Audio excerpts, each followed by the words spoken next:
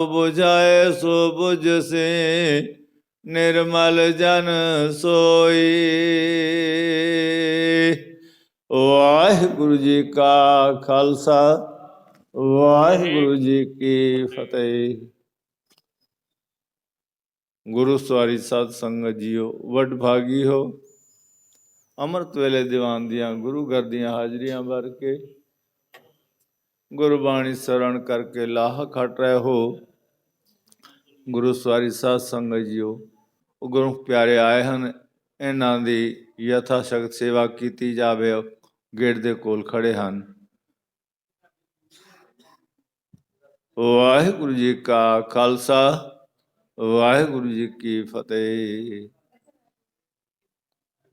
वाहिगुरु वाहिगुरु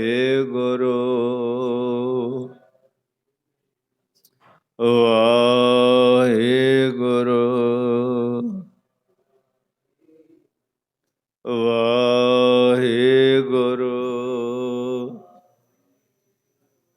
वाहिगुरु वाहिगुरु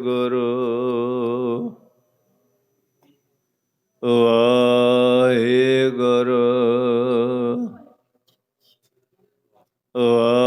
वाहिगुरु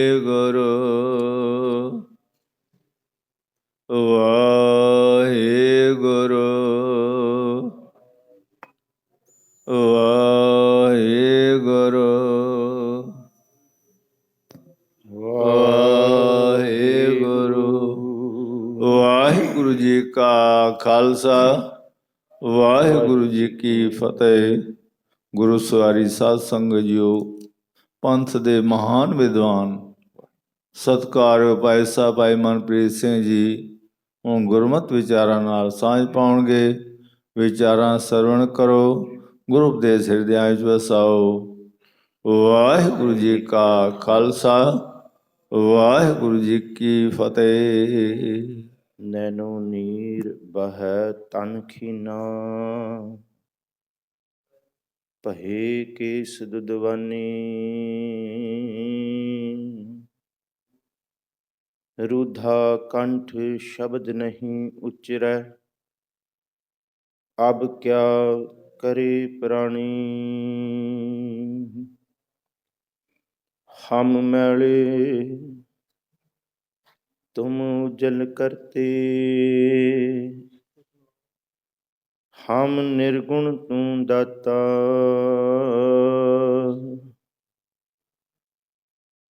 हम मूर्ख तुम चतुर सियाणे,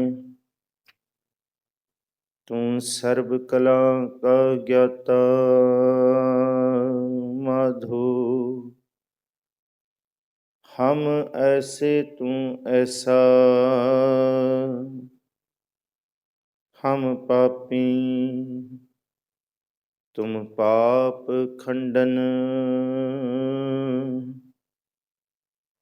निको ठाकुर देसा, सुन यार हमारी सज्जन। एक करूं बेनंतिया, तिस मोहन लाल प्यारे। हाँ फिरों खोजंतिया, तिस दस प्यारे सिर तली उतारे। एक भोरी दर्शन दीजै, नैन हमारे प्रिय रंग रंगारे। एक तिल भी ना तेरी जै, प्रभ स्यों मन लीना। ज्यों जल मीना,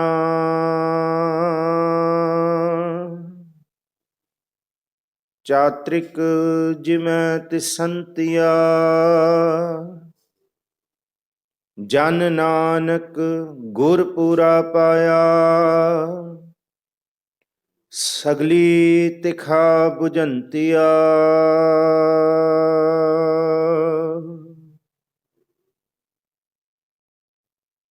ਹਾਜ਼ਰਾ ਹਜ਼ੂਰ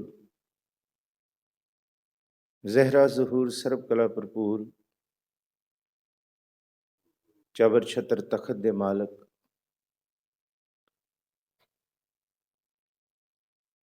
ਰੂਹਾਨੀਅਤ ਦੇ ਭੰਡਾਰ ਬਰਦੋ ਆਲਮ ਸ਼ਾਹ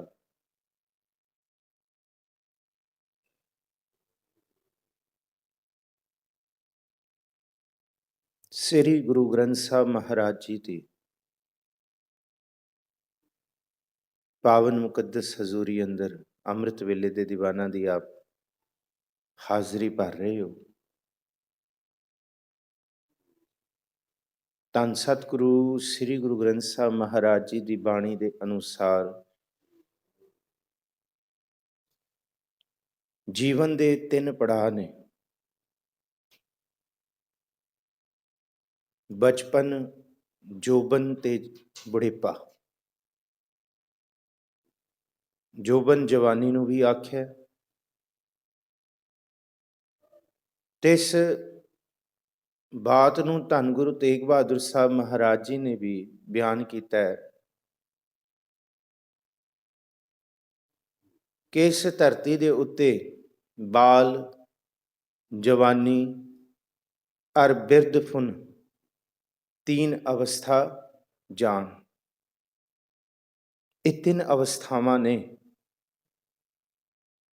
ਔਰ ਬਾਣੀ ਦੇ ਵਿੱਚ ਅਨੇਕ ਵਾਰ ਇਹੀ ਆਇਆ ਕਿ ਸੋਈ ਰਹੀ ਪ੍ਰਭ ਖਬਰ ਨਾ ਜਾਣੀ ਭੌਰ ਪਿਆ ਬਹੁਰ ਪਛਤਾਨੀ। ਭੌਰ ਦਾ ਮਤਲਬ ਹੈ ਚਿੱਟਾ, ਸਵੇਰਾ, ਜਿਹਦਾ ਸੰਬੰਧ ਜੋਬਨ ਤੋਂ ਬਾਅਦ ਵਾਲੇ ਪੜਾਅ ਦਾ ਹੈ। ਕੁਚੱਜੀ ਬਾਣੀ ਦੇ ਵਿੱਚ ਵੀ ਸਤਿਗੁਰੂ ਜੀ ਨੇ ਇਹ ਜ਼ਿਕਰ ਕੀਤਾ ਹੈ ਕਿ ਭਾਈ ਮੋਤੀ ਮੰਦਰ ਸੰਜੜੇ ਪੱਤਰ ਕੀਤੇ ਰਾਸ ਜਿਉ ਇੰਨੀ ਢੋਲੀ ਹੋਂ ਭੁਲਿਆਸ ਮੈਂ ਕੰਤ ਨਾ ਬੈਠੀ ਪਾਸ ਜਿਉ।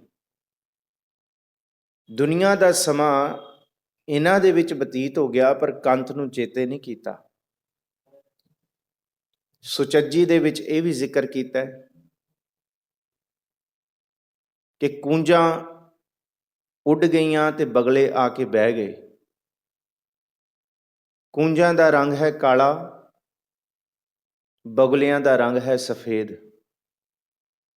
ਇਸ਼ਾਰਾ ਆਪ ਸਮਝਿਓ ਸਤਿਗੁਰੂ ਜੀ ਕੀ ਕਹਿੰਦੇ ਆ। ਔਰ ਇੱਥੋਂ ਤੱਕ ਗੁਰੂ ਨਾਨਕ ਸਾਹਿਬ ਮਹਾਰਾਜ ਜੀ ਨੇ ਇਹ ਜ਼ਿਕਰ ਕੀਤਾ ਹੈ ਕਿ ਜੇ ਜਰਵਾਣਾ ਪਰ ਹਰੈ ਜ਼ਰ ਵੇਸ ਕਰਿੰਦੀ ਆਈ ਹੈ। ਤੇ ਇਕੱਲਾ ਇਹ ਭੁਲੇਖਾ ਵੀ ਨਾ ਰਹੇ ਕਿ ਸਿਰਫ ਜ਼ਰ ਜਿਹੜਾ ਆਉਂਦਾ ਹੈ ਉਹ ਕੂੰਜਾਂ ਤੋਂ ਬਗਲੇ ਭਾਵ ਕਾਲਾਂ ਤੋਂ ਸਫੇਦ ਹੋ ਜਾਂਦਾ ਹੈ। ਮਹਾਰਾਜ ਕਹਿੰਦੇ ਨਹੀਂ, ਜ਼ਰ ਬਹੁਤ ਸਾਰੇ ਵੇਸ ਵਟਾ ਕੇ ਆਉਂਦਾ ਹੈ। 100 ਤਰੀਕਿਆਂ ਦਾ ਆਉਂਦਾ ਹੈ, 1000 ਤਰੀਕਿਆਂ ਦਾ ਆਉਂਦਾ ਹੈ। ਜੇ ਇੱਕ ਤਰੀਕੇ ਦੇ ਨਾਲ ਨਾ ਪਤਾ ਲੱਗੇ ਤੇ ਸਤਿਗੁਰੂ ਜੀ ਕਹਿੰਦੇ ਹੈ ਤਨ ਦੇ ਹੋਰ ਐਸੇ ਸਾਧਨ ਨੇ, ਐਸੇ ਦਰਵਾਜ਼ੇ ਨੇ ਜਿਨ੍ਹਾਂ ਤੋਂ ਜ਼ਰ ਪ੍ਰਗਟ ਹੋ ਜਾਂਦਾ ਹੈ। ਬੁਢੇਪਾ। ਜੇ ਜਰਵਾਣਾ ਪਰ ਹਰੈ, ਪਰ ਹਰੈ ਦਾ ਮਤਲਬ ਹੈ ਰੋਕਣ ਦੀ ਕੋਈ ਕੋਸ਼ਿਸ਼ ਕਰੇ। ਜ਼ਰ ਵੇਸ ਕਰਿੰਦੀ ਆਈ ਹੈ ਕੋ ਰਹਿ ਨਾ ਭਰੀਐ ਪਾਈਐ। ਪਿਆਲਾ ਜਦ ਭਰ ਜਾਂਦਾ ਹੈ ਨਾ ਤੇ ਫਿਰ ਉਹਨੇ ਡੁੱਲਣਾ ਹੀ ਹੈ ਬਾਹਰ। ਭਰਨ ਦਾ ਮਤਲਬ ਇੱਥੇ ਸਿੱਧੀ ਜੀ ਗੱਲ ਹੈ, ਇੱਕ ਐਸੀ ਸਮੇਂ ਦੀ ਕਾਲ ਦੀ ਘੜੀ ਜਿਸ ਨੂੰ ਪੁਰਾਣੇ ਸਮੇਂ 'ਚ ਵਰਤਿਆ ਜਾਂਦਾ ਸੀ। ਇੱਕ ਪਾਸੇ ਰੇਤ ਭਰੀ ਹੁੰਦੀ ਸੀ ਤੇ ਦੂਸਰਾ ਪਾਸਾ ਖਾਲੀ ਹੁੰਦਾ ਸੀ। ਜਿਹੜਾ ਪਾਸਾ ਭਰਿਆ ਹੁੰਦਾ ਸੀ ਉਹਨੂੰ ਕਰ ਦਿੰਦੇ ਸੀ ਪੁੱਠਾ।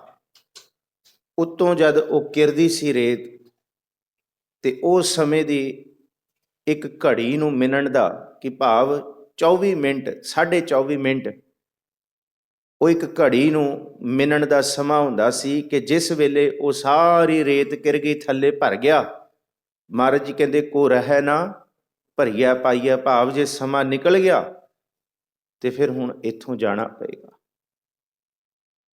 ਡੰਡੌਤ ਵੀ ਪੜ੍ਹੀ ਹੈ, ਰੂਦਾਹ ਕੰਠ ਸ਼ਬਦ ਨਹੀਂ ਉਚਰਿਆ, ਅਬ ਕਿਆ ਕਰੇ। ਹੁਣ ਮਹਾਰਾਜ ਕਹਿੰਦੇ ਫਿਰ ਕੀ ਕਰਾਂਗੇ, ਫਿਰ ਕੀ ਕਰਾਂਗੇ। ਬੇਅੰਤ ਵਾਰੀ ਬਾਣੀ 'ਚ ਯਤਨ ਜ਼ਿਕਰ ਆਇਆ ਹੈ। ਜੋਬਨ ਗਿਆ ਬਤੀਤ ਜ਼ਰ ਮਿਲ ਬੈਠੀਆ, ਕਿ ਜੋਬਨ ਚਲਾ ਗਿਆ, ਹੁਣ ਬੁਢੇਪਾ ਆ ਕੇ ਡੇਰਾ ਲਾ ਕੇ ਬਹਿ ਗਿਆ।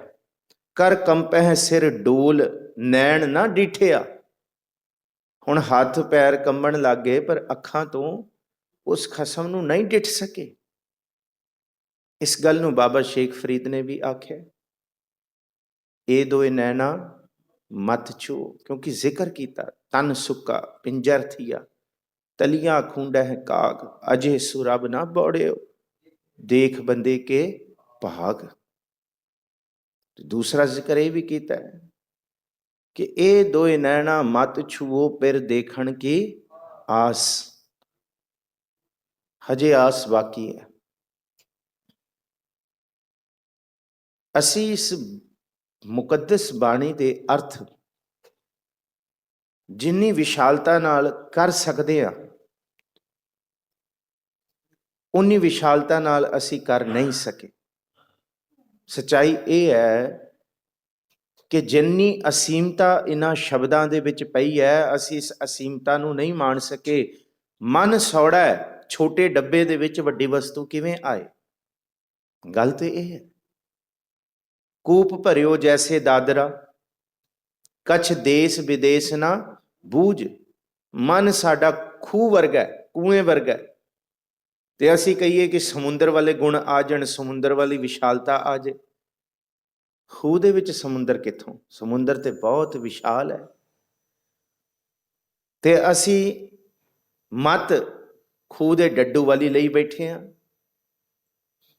ਤੇ ਖੂਹ ਦੇ ਡੱਡੂ ਨੂੰ ਇਹ ਆਖੋ ਸਮੁੰਦਰ ਬਹੁਤ ਵੱਡਾ ਹੈ, ਉਹ ਜਿੰਨੀਆਂ ਮਰਜ਼ੀਆਂ ਛਾਲਾਂ ਮਾਰ ਲੇ, ਉਹਦੀ ਛਾਲ ਸਭ ਤੋਂ ਵੱਡੀ ਛਾਲ ਖੂਹ ਦੀ ਇੱਕ ਕੰਧ ਤੋਂ ਦੂਸਰੀ ਕੰਧ ਤੱਕ ਹੀ ਹੋਏਗੀ। ਉਹ ਕਹੇਗਾ ਇਸ ਤੋਂ ਵੱਡਾ ਹੋ ਹੀ ਨਹੀਂ ਸਕਦਾ।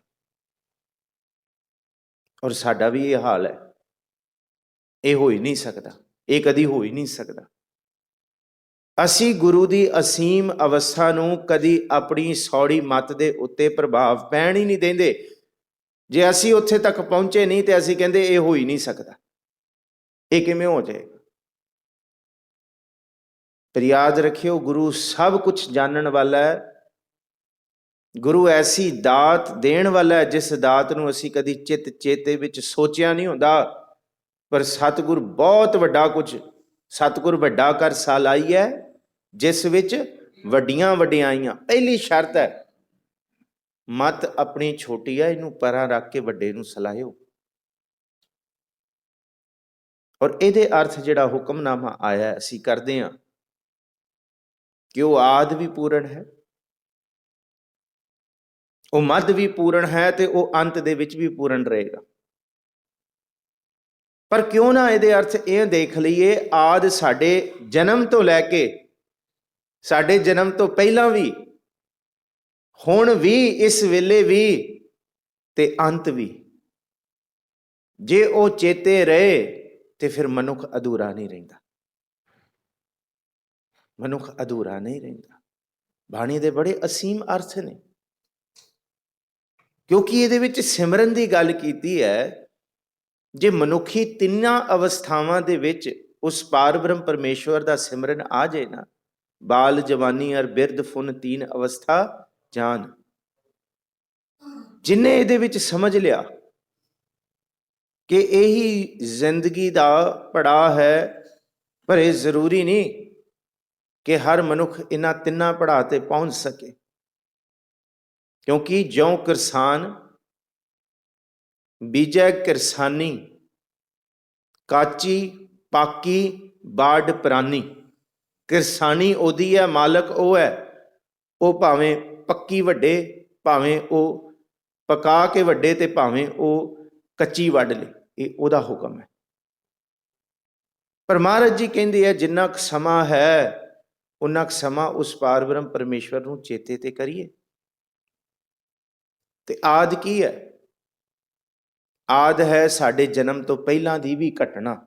ਮਾਤ ਗਰਭ ਮੈਂ ਆਪਨ ਸਿਮਰਨ ਦੇ, ਤਿਹ ਤੁਮ ਰਾਖਨ ਹਾਰੇ, ਪਾਵਕ ਸਾਗਰ ਅਥਾ ਲਹਿਰ ਮੇ ਤਾਰੋ।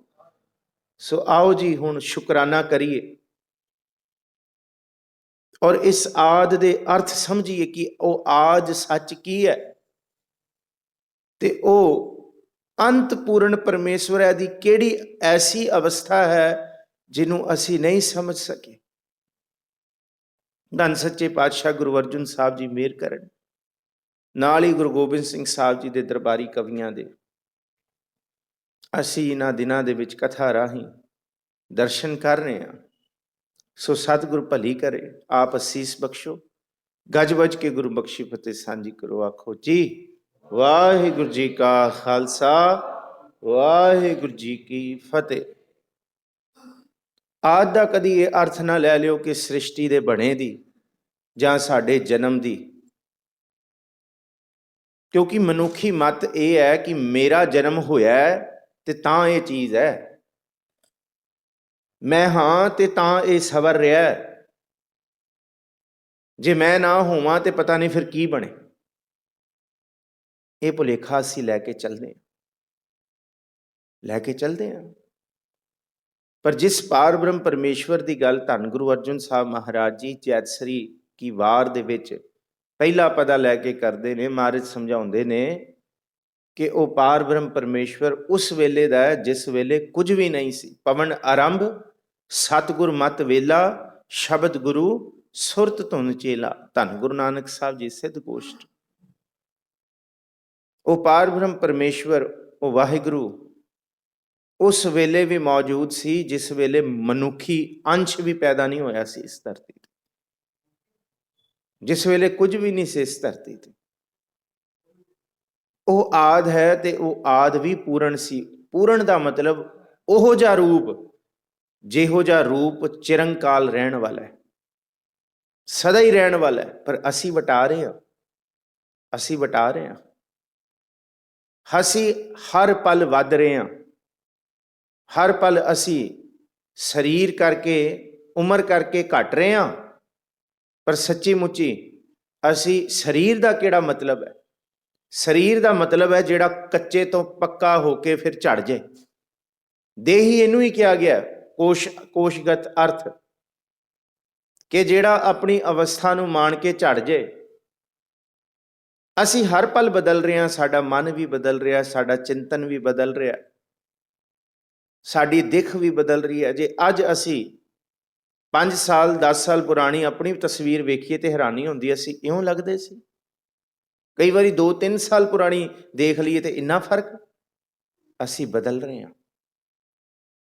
ਪਰ ਉਹ ਜਿਹੜਾ ਆਦ ਹੈ ਉਹ ਪੂਰਨ ਹੈ, ਉਹ ਨਹੀਂ ਬਦਲਦਾ। ਉਹ ਜਿਹੋ ਜਿਹਾ ਉਸ ਵੇਲੇ ਸੀ, ਉਹ ਜਿਹਾ 10, 100, 1000 ਸਾਰੀਆਂ ਸਦੀਆਂ ਦੇ ਵਿੱਚ ਉਹਦਾ ਸੁਭਾਅ ਇੱਕੋ ਜਿਹਾ ਹੀ ਹੈ।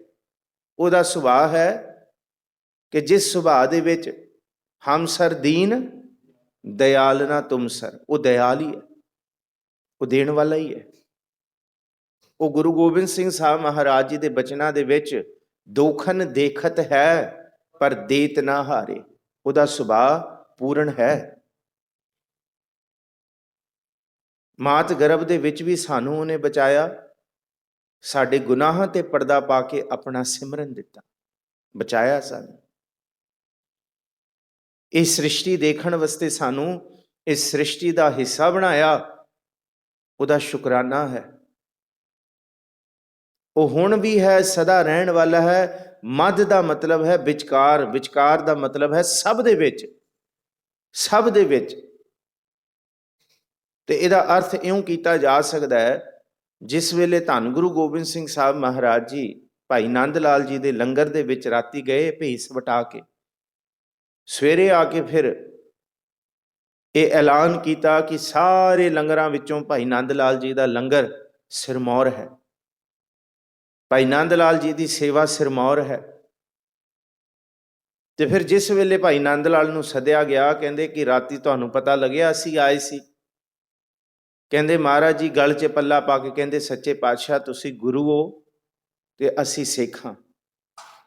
ਗੁਰੂ ਗੁਰੂ ਹੀ ਰਹੇਗਾ ਤੇ ਸਿੱਖ ਸਿੱਖ ਹੀ ਰਹੇਗਾ ਸਾਰੀ ਉਮਰ।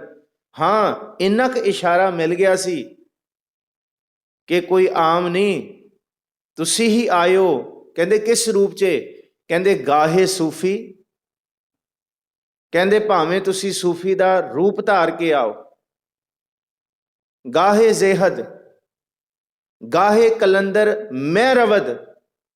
ਕਹਿੰਦੇ ਭਾਵੇਂ ਤੁਸੀਂ ਸੂਫੀ ਬਣ ਕੇ ਆਓ, ਮੈਨੂੰ ਉਹਦੇ ਵਿੱਚ ਵੀ ਤੁਸੀਂ ਦਿਸੋਗੇ। ਭਾਵੇਂ ਤੁਸੀਂ ਸ਼ਰਈ ਬਣ ਕੇ ਆਓ, ਸ਼ਰਈ ਦੇ ਵਿੱਚ ਰਹਿ ਕੇ ਆਓ, ਉਹਦੇ ਵਿੱਚ ਵੀ ਤੁਸੀਂ ਮੈਨੂੰ ਦਿਖੋਗੇ। ਭਾਵੇਂ ਤੁਸੀਂ ਕੋਈ ਸਾਧ, ਕੋਈ ਸੰਤ, ਕੋਈ ਫਕੀਰ, ਕੋਈ ਨਿਮਾਣੇ ਨਿਤਾਣੇ ਵੀ ਬਣ ਕੇ ਆਓ, ਮੈਨੂੰ ਇਹ ਪਤਾ ਹੈ ਗੁਰੂ ਗੋਬਿੰਦ ਸਿੰਘ ਸਾਹਿਬ ਜੀ ਉਹਦੇ ਵਿੱਚ ਤੁਸੀਂ ਹੋ, ਦੂਸਰਾ ਮੈਨੂੰ ਕੋਈ ਦਿਸਦਾ ਹੀ ਨਹੀਂ। ਇਹ ਹੈ ਭਾਈ ਨੰਦ ਲਾਲ ਜੀ ਗੋਇਆ, ਜਿਹੜੇ ਗੁਰੂ ਗੋਬਿੰਦ ਸਿੰਘ ਸਾਹਿਬ ਮਹਾਰਾਜ ਜੀ ਦੇ 52 ਕਵੀਆਂ ਵਿੱਚੋਂ ਸਭ ਤੋਂ ਸਿਰਮੌਰ ਨੇ। ਲਿਖਿਆ ਉਹਨਾਂ ਨੇ ਬੰਦਗੀ ਨਾਮਾ, ਧੰਨ ਗੁਰੂ ਗੋਬਿੰਦ ਸਿੰਘ ਸਾਹਿਬ ਨੇ ਕਰਤਾ ਉਹਨਾਂ ਦਾ ਜ਼ਿੰਦਗੀ ਨਾਮਾ। ਤੇ ਜਿਹਦੇ ਵਿੱਚ ਉਹ ਲਿਖਦੇ ਨੇ, ਕਹਿੰਦੇ ਗੁਰੂ ਗੋਬਿੰਦ ਸਿੰਘ ਸਾਹਿਬ ਮਹਾਰਾਜ ਤੁਹਾਡੇ ਰੁਖਸਾਰ ਤੇ ਤਿਲ ਹੈ, ਤੁਹਾਡੇ ਚਿਹਰੇ ਤੇ ਤਿਲ ਹੈ। ਭਾਈ ਨੰਦ ਲਾਲ ਜੀ ਲਿਖਦੇ ਨੇ ਗੁਰੂ ਗੋਬਿੰਦ ਸਿੰਘ ਸਾਹਿਬ ਮਹਾਰਾਜ ਜੀ ਦੇ ਨੂਰਾਨੀ ਚਿਹਰੇ ਦੇ ਉੱਤੇ ਤਿਲ ਦਾ ਜ਼ਿਕਰ ਭਾਈ ਨੰਦ ਲਾਲ ਕਰਦੇ ਨੇ। ਉਹਨਾਂ ਦੀ ਕੇਸਾਂ ਦੀ ਇੱਕ ਇੱਕ ਤਾਰ ਦਾ ਜ਼ਿਕਰ ਕਰਦੇ ਨੇ ਕਿ ਜਿਸ ਵੇਲੇ ਧੰਨ ਗੁਰੂ ਗੋਬਿੰਦ ਸਿੰਘ ਸਾਹਿਬ ਮਹਾਰਾਜ ਇੱਕ ਦਿਨ ਕੇਸ਼ੀ ਇਸ਼ਨਾਨ ਕਰਕੇ ਕੇਸ ਹਰੇ ਕਰਦੇ ਨੇ। ਹਰੇ ਕਰਨਾ ਕਿਉਂਕਿ ਸਿੱਖ ਪੰਥ ਗੁਰੂ ਗੋਬਿੰਦ ਸਿੰਘ ਸਾਹਿਬ ਮਹਾਰਾਜ ਜੀ ਦੇ ਘਰ ਵਿੱਚ ਕਦੀ ਵੀ ਇਹ ਲਫ਼ਜ਼ ਨਹੀਂ ਵਰਤਿਆ ਜਾਂਦਾ ਸੀ ਕੇਸ ਧੋਣ ਤੋਂ ਬਾਅਦ ਕੇਸ ਸੁਕਾਏ ਜਾ ਰਹੇ ਨੇ। ਸਿੱਖ ਕਹਿੰਦੇ ਸੀ ਤੇਰੇ ਕੇਸ ਨਾ ਸੁੱਕਣ ਕਦੀ। ਸੁੱਕਣੇ ਭਾਵ ਕਿ ਬਹੁਤ ਮਾੜੀ ਗੱਲ ਕਹਿਣਾ। ਉਹ ਕਹਿੰਦੇ ਸੀ ਕੇਸ ਹਰੇ ਕਰ ਰਹੇ ਹਾਂ। ਜਿਸ ਵੇਲੇ ਧੰਨ ਗੁਰੂ ਗੋਬਿੰਦ ਸਿੰਘ ਸਾਹਿਬ ਮਹਾਰਾਜ ਜੀ ਨੇ ਕੇਸ ਹਰੇ ਕਰ ਰਹੇ ਸਨ ਬੈਠ ਕੇ, ਤੇ ਭਾਈ ਨੰਦ ਲਾਲ ਦਰਬਾਰੀ ਕਵੀ ਇਹ ਲਿਖਦਾ ਹੈ, ਦੀਨ ਦੁਨੀਆ ਦਰਕ ਮੰਦੇ ਆਫਰੀ ਰੁਖਸਾਰੇ ਮਾਂ, ਹਰ ਦੋ ਆਲਮ ਕੀਮਤੇ ਯਖਤਾਰ ਮੂਏ ਯਾਰ ਮਾਂ। ਮਹਾਰਾਜ ਆਪਣੇ ਕੇਸ ਹਰੇ ਕਰ ਰਿਹਾ, ਪਰ ਭਾਈ ਨੰਦ ਲਾਲ ਕਲਮ ਚੱਕ ਕੇ ਇਹ ਦੱਸ ਰਿਹਾ ਕਿ ਸਤਿਗੁਰ ਸੱਚੇ ਪਾਤਸ਼ਾਹ ਤੁਹਾਡਾ ਚਿਹਰਾ, ਤੁਹਾਡੇ ਚਿਹਰੇ ਤੇ ਰੁਖਸਾਰ, ਤੁਹਾਡੇ ਚਿਹਰੇ ਦੀ ਨੂਰਾਨੀਅਤ, ਤੁਹਾਡੇ ਚਿਹਰੇ ਦਾ ਜਾਹੋ ਜਲਾਲ ਨੰਦ ਲਾਲ ਨਾ ਵੇਖ ਸਕਦਾ ਹੈ, ਨਾ ਨੰਦ ਲਾਲ ਦੀ ਕਲਮ ਲਿਖ ਸਕਦੀ ਹੈ। ਪਰ ਹਾਂ, ਤੁਹਾਡੇ ਕੇਸਾਂ ਦੀ ਇੱਕ ਤਾਰ ਦੀ ਕੀਮਤ ਜੇ ਮੈਂ ਲਾਣਾ ਚਾਹਾਂ ਤੇ ਮੈਂ ਆਪਣਾ ਦੀਨ ਤੇ ਦੁਨੀਆ ਸਾਰਾ ਵੀ ਵੇਚਦਾ ਤਾਂ ਵੀ ਗੁਰੂ ਗੋਬਿੰਦ ਸਿੰਘ ਸਾਹਿਬ ਤੁਹਾਡੇ ਕੇਸ ਦੀ ਇੱਕ ਤਾਰ ਦੀ ਕੀਮਤ ਨਹੀਂ ਲਾਈ ਜਾ ਸਕਦੀ। ਕੌਣ ਦੱਸੇਗਾ ਪਾਤਸ਼ਾਹ ਦੀ ਖੂਬਸੂਰਤੀ? ਦੀਨ ਉਹ ਦੁਨੀਆ, ਦੀਨ ਵੀ ਤੇ ਦੁਨੀਆ ਵੀ। ਦੀਨ ਹੋ ਗਿਆ ਇਹ ਸਾਰੀ ਇਬਾਦਤ, ਸਾਰੀ ਦੌਲਤ, ਸਾਰੀ ਬਰਕਤਾਂ, ਸਾਰੀ ਤਰ੍ਹਾਂ ਦੀਆਂ ਕਰਾਮਾਤਾਂ ਦੀਨ ਵਿੱਚ ਆ ਗਈਆਂ ਜਿਹੜੀ ਰੱਬੀ ਇਬਾਦਤ ਨਾਲ ਜੁੜੀਆਂ ਹੋਈਆਂ। ਦੁਨੀਆ ਦੀ ਜਿੰਨੀ ਬੇਸ਼ੁਮਾਰਤਾ ਪਦਾਰਥਾਂ ਦੀ, ਸਾਰੀ ਧਰਤੀ ਦੀ ਦੌਲਤ ਵੀ ਇਕੱਠੀ ਕਰ ਲਓ, ਦੀਨ ਔਰ ਦੁਨੀਆ ਦਰਕਮੰਦੇ ਜੇ ਇਕੱਠਾ ਕਰਕੇ ਆਫਰੀ ਰੁਖਸਾਰੇ ਮਾਂ। ਪਰ ਗੁਰੂ ਗੋਬਿੰਦ ਸਿੰਘ ਸਾਹਿਬ ਤੁਹਾਡੇ ਰੁਖਸਾਰ ਨੂੰ, ਤੁਹਾਡੀ ਇਸ ਬਖਸ਼ਿਸ਼ ਨੂੰ ਕੌਣ ਦੱਸ ਸਕਦਾ ਹੈ? ਕਿਉਂਕਿ ਤੁਹਾਡੀ ਖੂਬਸੂਰਤੀ ਆਫਰੀਨ ਹੈ, ਪਰਾਂ ਤੋਂ ਪਰਾਂ ਹੈ। ਤੇ ਫਿਰ ਮੈਂ ਸਭ ਕੁਝ ਕੁਰਬਾਨ ਕਰਦਾ, ਹਰ ਦੋ ਆਲਮ, ਦੋਨੋਂ ਆਲਮ ਦੀਨ ਤੇ ਦੁਨੀਆ, ਹਰ ਦੋ ਆਲਮ ਕੀਮਤੇ। ਕਹਿੰਦੇ ਕਿਸ ਤੋਂ? ਯਕ, ਯਕ ਕਹਿੰਦੇ ਇੱਕ, ਤਾਰ ਕੇਸ, ਕੇਸ ਦਾ ਇੱਕ ਵਾਲ, ਯਖਤਾਰ ਮੂੰਹ, ਮੂਏ ਕਹਿੰਦੇ ਵਾਲ ਨੂੰ, ਯਖਤਾਰ ਮੂਏ ਯਾਰ ਮਾਂ। ਮੇਰੇ ਯਾਰ ਗੁਰੂ ਗੋਬਿੰਦ ਸਿੰਘ ਜੀ ਸੱਚੇ ਪਾਤਸ਼ਾਹ, ਮੈਂ ਆਪਣਾ ਆਪ ਵੀ ਵੇਚਦਾ ਤੇ ਉਹ ਇੱਕ ਗੱਲ ਹੈ, ਮੈਂ ਤੇ ਦੀਨ ਦੁਨੀਆ ਦੀ ਗੱਲ ਕਰਦਾ ਤਾਂ ਵੀ ਤੁਹਾਡੇ ਕੇਸਾਂ ਦੀ ਕੀਮਤ ਨਹੀਂ। ਖੂਬਸੂਰਤੀ। ਤੇ ਦੂਸਰਾ, ਧੰਨ ਗੁਰੂ ਗੋਬਿੰਦ ਸਿੰਘ ਸਾਹਿਬ ਮਹਾਰਾਜ ਜੀ ਦੇ ਦਰਬਾਰੀ ਕਵੀਆਂ ਵਿੱਚੋਂ ਭਾਈ ਨੰਦ ਲਾਲ ਲਿਖਦਾ ਹੈ, ਹਵਾਏ ਬੰਦਗੀ ਆਵੁਰਦ ਦਰ ਵਜੂਦ ਮਰਾਹ ਵਗਰਨਾ ਜ਼ੋ ਕੇ ਚੁਨੀ ਆਮਦਨ ਨਾਬੂਦ ਮਰਾ। ਕਿ ਗੁਰੂ ਗੋਬਿੰਦ ਸਿੰਘ ਸਾਹਿਬ ਤੁਸੀਂ ਸਭ ਦੇ ਵਿੱਚ ਹੋ, ਮੌਜੂਦ ਹੋ, ਤੁਸੀਂ ਸਭ ਦੇ ਵਿੱਚ ਹੋ। ਜਿਵੇਂ ਉਹ ਪਾਰਬ੍ਰਹਮ ਪਰਮੇਸ਼ਵਰ ਮੌਜੂਦ ਹੈ, ਤੁਸੀਂ ਸਭ ਕੁਝ ਜਾਣਦੇ ਹੋ। ਤੇ ਫਿਰ ਬਸ ਇੱਕ ਤਰਸ ਕਰੋ ਕਿ ਜਿਸ ਵੇਲੇ ਮੈਂ ਪੁੰਨ ਕਰਦਾ, ਮੈਂ ਤੁਹਾਨੂੰ ਚੇਤੇ ਕਰਦਾ ਤਾਂ ਵੀ ਤੁਸੀਂ ਜਾਣਦੇ ਹੋ, ਤੇ ਜਿਸ ਵੇਲੇ ਮੈਂ ਤੁਹਾਡਾ ਚੇਤਾ ਭੁੱਲ ਜਾਂਦਾ ਤੇ ਤਾਂ ਵੀ ਤੁਸੀਂ ਜਾਣਦੇ ਹੋ। ਕਹਿੰਦੇ ਇੱਕ ਕੰਮ ਕਰੋ, ਜੇ ਮੈਂ ਚੇਤਾ ਕਰਾਂ ਤੁਹਾਨੂੰ ਤੇ ਨੰਦ ਲਾਲ ਜਿਉਂਦਾ ਰਹੇ। ਜਿਸ ਦਿਨ ਨੰਦ ਲਾਲ ਗੁਰੂ ਗੋਬਿੰਦ ਸਿੰਘ ਸਾਹਿਬ ਦਾ ਚੇਤਾ ਭੁੱਲ ਜੇ, ਉਸ ਦਿਨ ਨੰਦ ਲਾਲ ਇਸ ਧਰਤੀ ਦੇ ਖਾਕ ਦੇ ਸੁਪੁਰਦ ਹੋ ਜਾਏ। ਉਸ ਦਿਨ ਨੰਦ ਲਾਲ ਨੂੰ ਜਿਉਣ ਦਾ ਕੋਈ ਹੱਕ ਨਾ ਮਿਲੇ, ਕਿਉਂਕਿ ਉਹਨੂੰ ਪਤਾ ਹੈ ਆਦ ਪੂਰਨ, ਮੱਧ ਪੂਰਨ, ਅੰਤ ਪੂਰਨ ਪਰਮੇਸ਼ਵਰ ਹੈ। ਤੇ ਅੰਤ ਪੂਰਨ ਦਾ ਵੀ ਜ਼ਿਕਰ ਕੀਤਾ ਫਿਰ ਕਵੀਆਂ ਨੇ ਕਿ ਗੁਰੂ ਗੋਬਿੰਦ ਸਿੰਘ ਐਸੀ ਦਾਤ ਹੈ ਜਿਹੜੀ ਸਿੱਖਾਂ ਨੂੰ ਰੱਬ ਦੀ ਦਰਗਾਹ ਦੇ ਵਿੱਚ ਵੀ ਮਾਣ ਪਹੁੰਚਾਉਂਦੀ ਹੈ। ਇਹਦਾ ਜ਼ਿਕਰ ਕੀਤਾ ਸੀ। ਧੰਨ ਗੁਰੂ ਗੋਬਿੰਦ ਸਿੰਘ ਸਾਹਿਬ ਮਹਾਰਾਜ ਜੀ ਦੇ ਸਨਮੁਖ ਭਾਈ ਨੰਦ ਲਾਲ ਕਹਿੰਦਾ ਮੈਂ ਤੁਹਾਡੇ ਦਰ ਦਾ ਕੁੱਤਾ, ਲਾਲ ਸੱਗ ਇਹ ਗੁਲਾਮ ਗੁਰੂ ਗੋਬਿੰਦ ਸਿੰਘ, ਪਰ ਮੈਨੂੰ ਇੰਨਾ ਮਾਣ ਹੈ ਤੁਹਾਡੇ ਦਰ ਦਾ ਸੱਗ ਹੋਣ ਤੇ ਵੀ। ਕਿਉਂ? ਕਹਿੰਦੇ ਕਿਉਂਕਿ ਗੁਰੂ ਗੋਬਿੰਦ ਸਿੰਘ ਸਾਹਿਬ ਦਾ ਨਿਸ਼ਾਨ ਮੇਰੇ ਮੱਥੇ ਤੇ ਲੱਗ ਗਿਆ। ਧੁਰ ਦਰਗਾਹ ਵੀ ਜਾਵਾਂਗਾ ਤੇ ਜੰਮ ਵੀ ਗੁਰੂ ਗੋਬਿੰਦ ਸਿੰਘ ਸਾਹਿਬ ਦੇ ਲੱਗੇ ਹੋਏ ਨਿਸ਼ਾਨ ਦੇ ਨੇੜੇ ਨਹੀਂ ਆਉਣਗੇ, ਉਹ ਵੀ ਭੱਜ ਜਾਣਗੇ। ਤੇ ਧੁਰ ਦਰਗਾਹ ਦੇ ਵਿੱਚ ਉਹ ਪਾਰ ਬ੍ਰਹਮ ਪਰਮੇਸ਼ਵਰ ਗੁਰੂ ਗੋਬਿੰਦ ਸਿੰਘ ਸਾਹਿਬ ਦੇ ਦਿੱਤੇ ਹੋਏ ਨਿਸ਼ਾਨ ਦੀ, ਇਬਾਦਤ ਦੀ, ਨਿਸ਼ਾਨੀ ਦੀ ਕਹਿੰਦੇ ਇੰਨੀ ਕਦਰ ਪਾਏਗਾ ਕਿ ਰੱਬ ਆਪਣਾ ਥਾਂ ਖਾਲੀ ਕਰਕੇ ਉਹਨੂੰ ਆਪਣੇ ਥਾਂ ਤੇ ਬਿਠਾਏਗਾ। ਇਹ ਹੈ ਨਿਸ਼ਾਨ ਦਾ ਜ਼ਿਕਰ ਕੀਤਾ। ਲਾਲ ਸੱਗ ਇਹ ਗੁਲਾਮ ਗੁਰੂ ਗੋਬਿੰਦ ਸਿੰਘ, ਦਾਗਦਾਰੇ ਨਾਮ ਗੁਰੂ ਗੋਬਿੰਦ ਸਿੰਘ। ਭਾਈ ਨੰਦ ਲਾਲ ਕਹਿੰਦਾ ਹੈ ਜਿਹੜਾ ਇੱਕ ਵਾਰੀ ਗੁਰੂ ਗੋਬਿੰਦ ਸਿੰਘ ਸਾਹਿਬ ਦਾ ਹੋ ਜਾਏ, ਫਿਰ ਯਾਦ ਰੱਖਿਓ ਉਹ ਕੋਈ ਆਮ ਨਹੀਂ ਰਹਿੰਦਾ। ਜਿਹੜਾ ਗੁਰੂ ਗੋਬਿੰਦ ਸਿੰਘ ਸਾਹਿਬ ਵਰਗਾ ਹੋ ਗਿਆ, ਭਾਵ ਗੁਰੂ ਗੋਬਿੰਦ ਸਿੰਘ ਸਾਹਿਬ ਦੀ ਰਹਿਤ ਨੂੰ ਕਮਾਉਣ ਲੱਗ ਗਿਆ, ਗੁਰੂ ਗੋਬਿੰਦ ਸਿੰਘ ਸਾਹਿਬ ਦੇ ਸਵਰੂਪ ਨੂੰ ਧਾਰ ਲਿਆ, ਫਿਰ ਗੁਰੂ ਗੋਬਿੰਦ ਸਿੰਘ ਸਾਹਿਬ ਉਹਦੇ ਵਿੱਚ ਅੰਗ ਸੰਗ ਵਰਤਦੇ, ਉਹਦੇ ਨਾਲ ਅੰਗ ਸੰਗ ਵਰਤਦੇ ਨੇ। ਉਹ ਕੋਈ ਬਾਹਰੀ ਭੇਖ ਨਹੀਂ। ਰਹਿਤ ਪਿਆਰੀ ਮੁਝ ਕੋ ਸਿੱਖ ਪਿਆਰਾ ਨਾਏ। ਉਸ ਰਹਿਤ ਦੇ ਵਿੱਚ, ਉਸ ਕਮਾਈ ਦੇ ਵਿੱਚ ਗੁਰੂ ਗੋਬਿੰਦ ਸਿੰਘ ਦੀ ਦਾਤ ਵਰਤਦੀ ਹੈ। ਤੇ ਤਾਈਓ ਗੁਰੂ ਗੋਬਿੰਦ ਸਿੰਘ ਸਾਹਿਬ ਮਹਾਰਾਜ ਜੀ ਨੇ ਕਿਹਾ ਸੀ ਜੇ ਮੇਰੇ ਦਰਸ਼ਨ ਕਰਨੇ ਨੇ ਤੇ ਫਿਰ ਪੰਜਾਂ ਦੇ ਵਿੱਚ ਜਿਹੜੇ ਇਬਾਦਤ ਵਾਲੇ ਨੇ, ਰਹਿਤਵਾਨ ਨੇ, ਉਹਨਾਂ ਦੇ ਵਿੱਚੋਂ ਮੇਰੇ ਦਰਸ਼ਨ ਕਰ ਲਓ। ਪੂਰਨ ਇਬਾਦਤ ਵਾਲੇ ਸਿੱਖ ਦੇ ਵਿੱਚੋਂ ਤੁਹਾਨੂੰ ਗੁਰੂ ਗੋਬਿੰਦ ਸਿੰਘ ਸਾਹਿਬ ਦਾ ਝਲਕਾਰਾ ਮਿਲ ਜਾਏਗਾ। ਕਿਉਂ? ਕਿਉਂਕਿ ਉਹਦਾ ਜੀਵਨ ਆਪਣੇ ਗੁਰੂ ਨੂੰ ਸਮਰਪਿਤ ਹੈ। ਇਹਨੂੰ ਕਿਹਾ ਦਾਗਦਾਰੇ ਨਾਮ ਗੁਰੂ ਗੋਬਿੰਦ ਸਿੰਘ, ਪਰ ਮੈਂ ਕਮੰਤਰੀਨ ਇਹ ਸਗਾਨ। ਕੁੱਤਾ ਤੇ ਫਿਰ ਪਿਆਰ ਵਾਲਾ ਹੁੰਦਾ ਹੈ, ਜੋ ਪਾਲਦਾ ਹੈ ਉਹਨੂੰ ਉਹ ਰਿਜ਼ਕ ਦਿੰਦਾ, ਭੋਜਨ ਦਿੰਦਾ, ਉਹਨੂੰ ਪਿਆਰ ਕਰਦਾ ਹੈ। ਪਰ ਮਹਾਰਾਜ ਜੀ ਧੰਨ ਗੁਰੂ ਗੋਬਿੰਦ ਸਿੰਘ ਸਾਹਿਬ ਜੀ, ਮੇਰੇ ਕਰਮ ਇੰਨੇ ਮਾੜੇ ਨੇ, ਮੈਂ ਕੁੱਤੇ ਤੋਂ ਵੀ ਕਮੀਨ ਹਾਂ। ਕਮੰਤਰੀਨ ਦਾ ਮਤਲਬ ਨੀਵੇਂ ਤੋਂ ਨੀਵਾਂ। ਕਮੰਤਰੀਨ ਇਹ ਸਗਾਨ ਗੁਰੂ ਗੋਬਿੰਦ ਸਿੰਘ, ਹੇਜ਼ਾ ਚੀਨੇ ਖਾਨ ਗੁਰੂ ਗੋਬਿੰਦ ਸਿੰਘ। ਮੈਂ ਗੁਰੂ ਗੋਬਿੰਦ ਸਿੰਘ ਸਾਹਿਬ ਦੇ ਦਰ ਦਾ ਖਾਵਾਂ ਤੇ ਖਾ ਕੇ ਮੁਕਰ ਜਾਵਾਂ, ਫਿਰ ਮੈਂ ਕਾਹਦੀ ਇਮਾਨਦਾਰੀ ਨਿਭਾਈ। ਜੇ ਖਾ ਕੇ ਮੈਂ ਗੁਰੂ ਗੋਬਿੰਦ ਸਿੰਘ ਸਾਹਿਬ ਦੇ ਗੁਣਾਂ ਨੂੰ ਵਿਸਰ ਜਾਵਾਂ ਤੇ ਫਿਰ ਗੁਰੂ ਗੋਬਿੰਦ ਸਿੰਘ ਸਾਹਿਬ, ਜੇ ਮੈਂ ਵਿਸਰ ਜਾਵਾਂ, ਫਿਰ ਯਾਦ ਇਹ ਬਖਸ਼ਿਸ਼ ਕਰਿਓ, ਹਵਾਏ ਬੰਦਗੀ ਆਵੁਰਦ, ਜਿੰਨਾ ਚਿਰ ਤੱਕ ਮੇਰੇ ਸਵਾਸਾਂ ਦੇ ਵਿੱਚ ਤੁਹਾਡੀ ਇਬਾਦਤ, ਤੁਹਾਡੀ ਬੰਦਗੀ ਯਾਦ ਹੈ, ਹਵਾਏ ਬੰਦਗੀ ਆਵੁਰਦ ਦਰ ਵਜੂਦ ਮਰਾ, ਮੈਂ ਤੁਹਾਡੇ ਵਜੂਦ ਨੂੰ ਚੇਤੇ ਰੱਖਾਂ। ਵਗਰਨਾ ਜ਼ੋ ਕੇ ਚੁਨੀ ਆਮਦਨ ਨਾਬੂਦ ਮਰਾ। ਜਿਸ ਦਿਨ ਗੁਰੂ ਗੋਬਿੰਦ ਸਿੰਘ ਸਾਹਿਬ ਮੈਂ ਤੁਹਾਡਾ ਸ਼ੁਕਰਾਨਾ ਨਹੀਂ ਕੀਤਾ, ਉਸ ਦਿਨ ਮੈਂ ਧਰਤੀ ਦੇ ਉੱਤੇ ਖਤਮ ਹੋ ਜਾ। ਕਿਉਂ?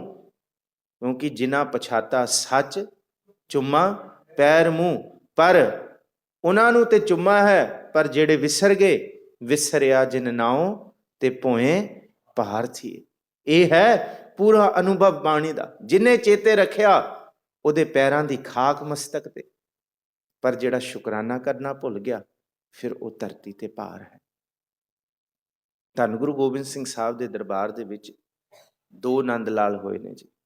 ਦੂਸਰੇ ਨੰਦ ਲਾਲ ਦਾ ਜ਼ਿਕਰ ਮਿਲਦਾ ਹੈ ਕਿ ਅੱਜ ਸਤਿਗੁਰੂ ਜੀ ਦੇ ਪਾਸੋਂ ਮੈਂ ਪ੍ਰੇਮ ਸੁਰਾਹੀ ਪੀਤੀ। ਇਹ ਦੂਸਰਾ ਨੰਦ ਲਾਲ।